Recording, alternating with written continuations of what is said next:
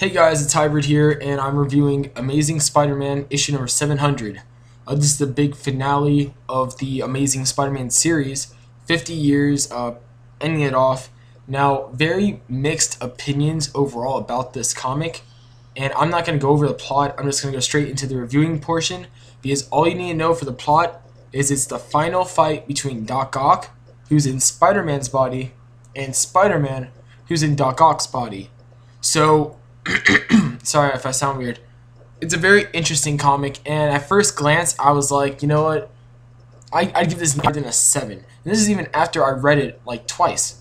But then I've read it a bunch of times, especially because I was sick, so I had time to do that and process it. And I came to the conclusion that this is the book version of Prometheus. And by that, I mean, with Prometheus, you look at it once, you're like, but then you look at it from a deeper perspective.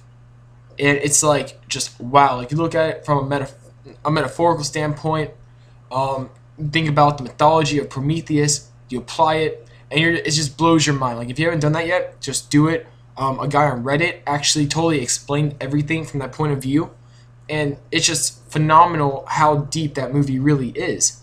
And same thing goes to this book. This book is extremely deep. It's pretty dense, I guess you could say, as well. Like, I know Armin thinks I'm crazy for giving it a 9.5, but that's what I give it, by the way.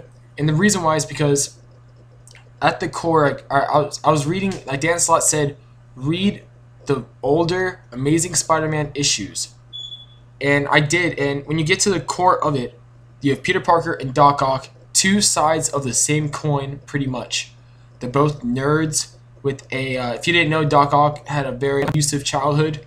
Peter Parker, you can argue he had the same childhood. He was always bullied all the time. And it's just, they both got extraordinary abilities, except for the one thing Peter had that Doc Ock didn't have was Uncle Ben.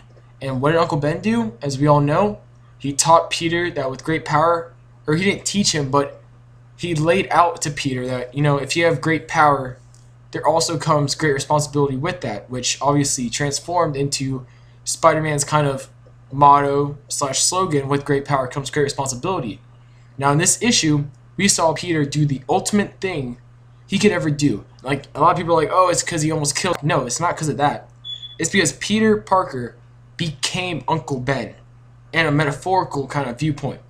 And by that, he gave to Doc Ock the foundations to realize that with great power also comes great responsibility.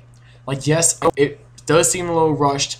Doc Ock has done horrible things in the past. You cannot, like, that's not up for discussion. He's done bad things, but it's just the way they showed it. It pretty much, it's just something like Peter Parker pretty much did he could ever do, which was be Uncle Ben, and that really spoke to me because, you know, a lot of people seem to ignore that, but when you actually read the comic from that point of view, you get to the conclusion: Doc Ock, Peter Parker, they're two sides of the same coin. Just one coin got a little bit dirtier than the other. And someone was nice enough to buffer Peter Parker's side, but not Doc Ock's. Until now, Peter Parker has now, you know, cleaned up Doc Ock's side of the coin of the Superior Spider-Man. So I will be looking forward to reading Superior Spider-Man. I've not high expectations, but, you know, like kind of decent, medium expectations. I expect at least like a 7 to an 8 on the next issue. But yeah, that's why I'm giving it a 9.5. Because for comics like these that are very monumental, you can't just first glance it, judge it, that's it. You have to look into it.